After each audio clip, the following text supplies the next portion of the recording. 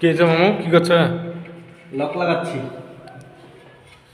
তো দেখতে পাচ্ছেন আমার মামু কিন্তু লক লাগাচ্ছে কত সুন্দরভাবে। এটা আমার মামু হচ্ছে, দেখুন।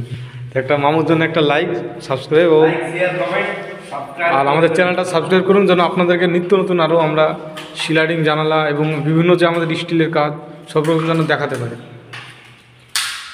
তো ভালো থাকবেন সবাই।